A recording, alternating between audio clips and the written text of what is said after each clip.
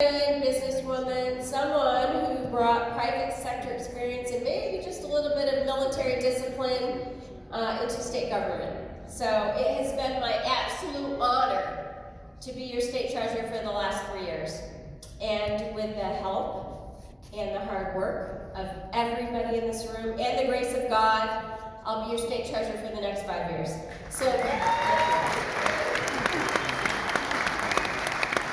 So we have seen a lot of great things happen at Treasury. We've basically broken every single record, from returning unclaimed property to $274 million, highest number ever last year.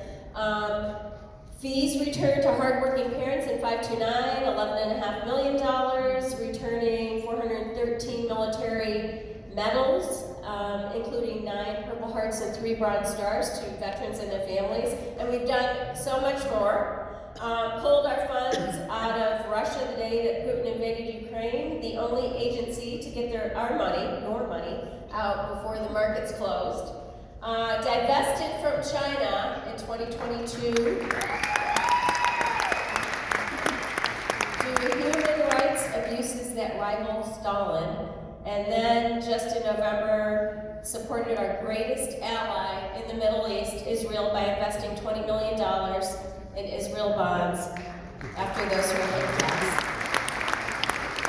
Now, I said this last night, but simply put, if Hamas stopped fighting, there would be no more war. If Israel stopped fighting, there would be no more Israel.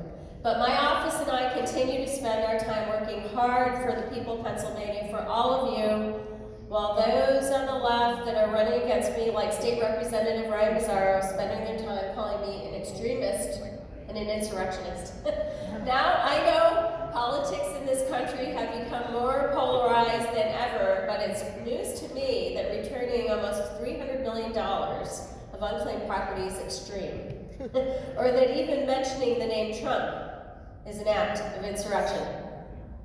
But it's no wonder political lifers like Ryan Mazzaro are running around calling me an extremist, because competence and commitment scare the hell out of people who've never had a real job.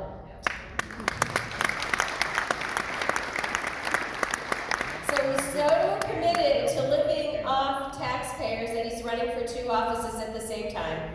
He's running to be the state treasurer, and he's also running for his state seat in Erie. So let me ask the voters back in Erie. I'm sure we have Tom Eddy and Tim Kuzma here. How does it feel to be Ryan Mazzaro's consolation prize? I know. But it's not just Mazzaro slinging money. If you look at any election around the Commonwealth, any election, Dave McCormick's, Dave Sunday's, Tim DeForest, they call the Republican candidates extreme. So if Lincoln were alive and running today, the Pennsylvania Democrat leaders would call him that extremist from Illinois. Really, it is all they've got. That's all they have. 2-trick pony, right? So they toss the word extremist at anyone who has expressed even the mildest doubt about how Democrats in Pennsylvania do elections. It's strange, we never heard that label, did we, thrown around in 2004. So back then, you remember this, Democrats in Congress, and of course the national media, tried to say the voting machines in Ohio were rigged and cost John Kerry the election. Does anybody, okay, now I'm going to date myself. Does anybody out there remember Keith Olbermann at MSNBC? Anybody? So he made election denial a regular feature of his nightly rants.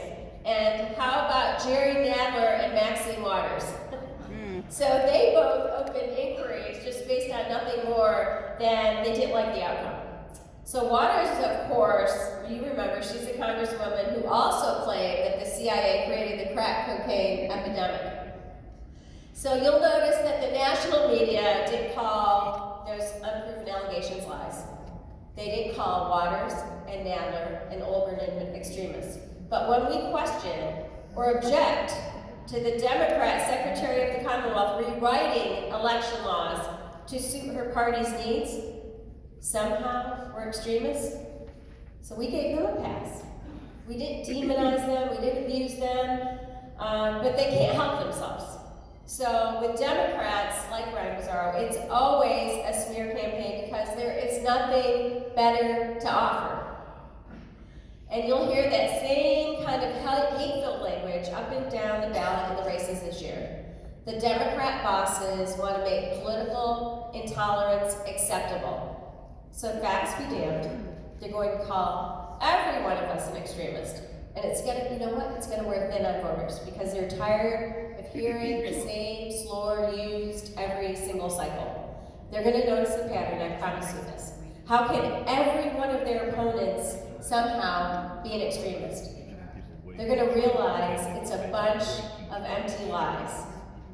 So when it comes down to it, think about this, guys. We're running against people, they want a one-party state. Absolutely true.